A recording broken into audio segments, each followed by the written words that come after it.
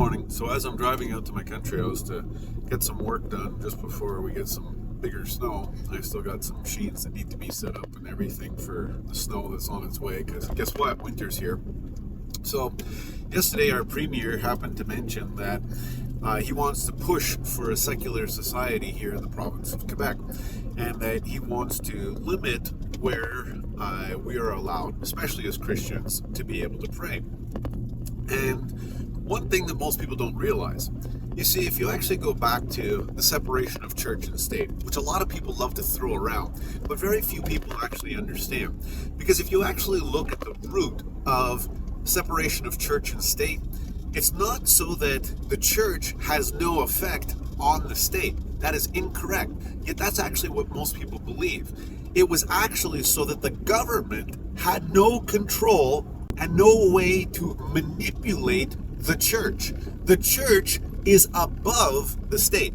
That's actually the proper definition of separation of church and state. And that's the same thing in Canada as it is in the United States.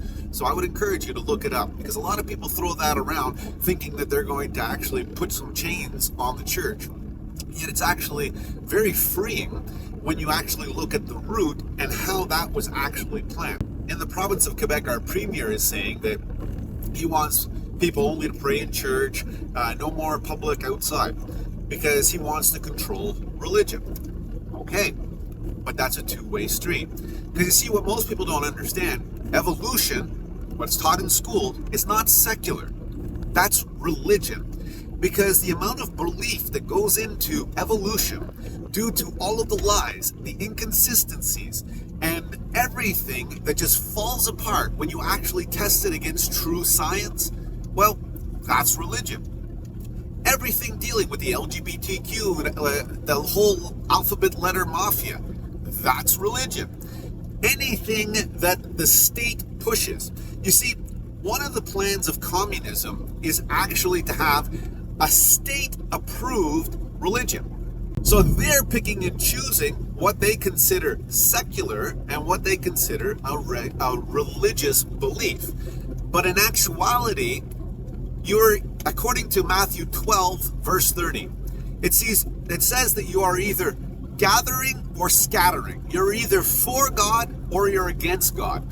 There's only two kingdoms. There's God's kingdom, winning side, or there's the enemy's kingdom, losing side. You lose every time. So why even waste time on the losing side? Why don't just hop on to the winning side? I mean, we all want to win, so just smarten up. Come on over to the winning side. So don't be intimidated.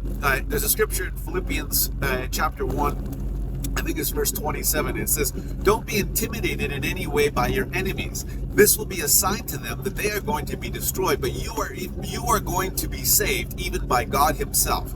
And you see, a lot of times we look at these pressure tactics that the enemy is using, and we look at it from the perspective of like, oh, I got to be careful. No, stand up. Be like Daniel.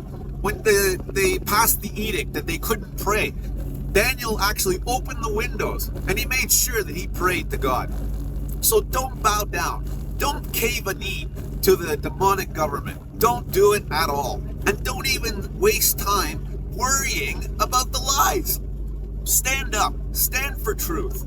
And make sure that if somebody does try to silence you, that you show them the truth. Because everything's religious when you get to the root. You're either for God or you're against God. I choose to be for God. Hopefully you will too. Because Jesus is the way, the truth, and the life. And no one comes to the Father except through him. So wouldn't you consider making Jesus Lord of your life today? Especially since we're coming up to Christmas. What better time to do it?